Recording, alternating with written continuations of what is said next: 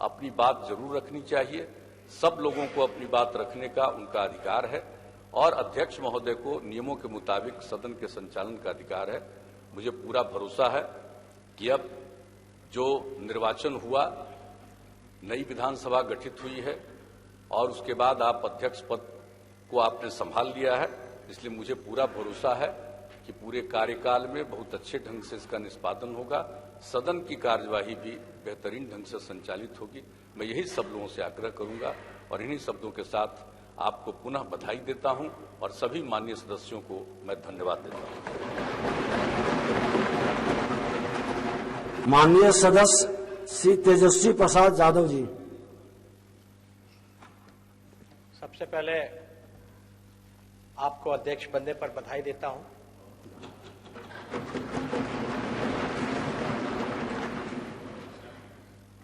सभी सदस्यों का और खास तौर पर अधिकारियों को भी बधाई देता हूं कि आप अध्यक्ष बने। लेकिन अभी सभी लोगों ने अपनी अपनी बातों को रखा।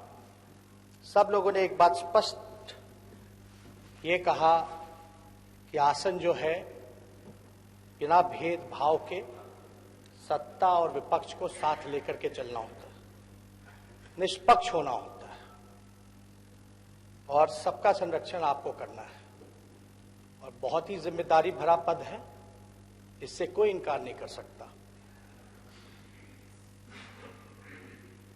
सदन में सबको अपनी बात कहने का अधिकार है और बिहार के हित के लिए, बिहार के विकास के लिए, जनहित के लिए हम सब लोग यहां चुन करके आए हैं और हम सबका दायित्व है कि संविधान को मानते हुए, नियमावली को मानते हुए हम सब लोगों को जनता के जो प्रश्न हैं उसका समाधान हम सब लोगों को मिलकर के करना है, चाहे सत्ता हो या विपक्ष हो। और विपक्ष को माना जाता है लोकतंत्र में भी कि सत्ता का ही पक्ष होता है, तो हम लोग कोई अलग नहीं है। मतभेद होते रहते हैं और चलता रहे। बिहार आप जानते हैं महोदय लोकतंत्र की जननी है। उप मुख्यमंत्री जी कह रहे थे हम वैशाली से जीत के आते हैं जो लोकतंत्र की जननी है। लेकिन आज और इन दिनों ये देखने को मिल रहा है कि लोकतंत्र की हत्या की जा रही है, सत्य को दबाया जा रहा है, छुपाया जा रहा है। हम चाहेंगे कि आप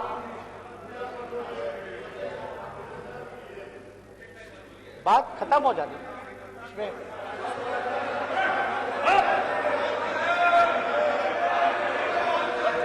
शांति बनाए रखें। महोदय, हम लोग ये चाहेंगे कि आप आसन के जरिए संविधान की संरक्षण करें, लोकतंत्र को बचाएं, सत्य का साथ दें। हम तो बस इतना ही चाहते हैं और ये होना भी चाहिए। हम क्या, यहां बैठे हुए जितने सदस्य हैं, किसी को संविधान से दिक्कत नहीं होनी चाहिए, लोकतंत्र से दिक्कत नहीं होनी चाहिए। पता नहीं ये आवाजें क्यों उठ रही हैं। तो हम लोग कोई गलत बात तो नहीं कर, हम तो यही कह रहे हैं कि संविधान की रक्षा करो, हम तो यही कह रहे हैं लोकतंत्र की रक्षा करो। और हम उस जिले से आते हैं जो लोकतंत्र की जननी है, वैशाली है। लेकिन आज जो हम सब लोगों के सामने जो चुनौती है, इससे हम लोग इनकार नहीं कर सकते।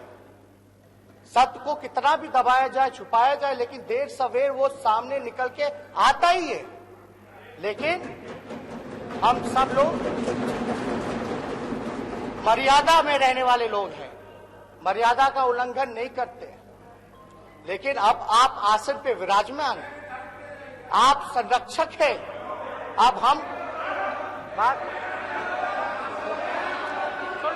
कृपया शांति बनाए रखें, सुने बात। अब आप आसन पे हैं, अब मेरा भी संरक्षक आप ही को करना पड़ेगा। अब हम जो कह रहे हैं, हमको तो ज्यादा टिप्पा टिप्पणी नहीं करना चाहिए था, लेकिन हम चुप भी कैसे रहे।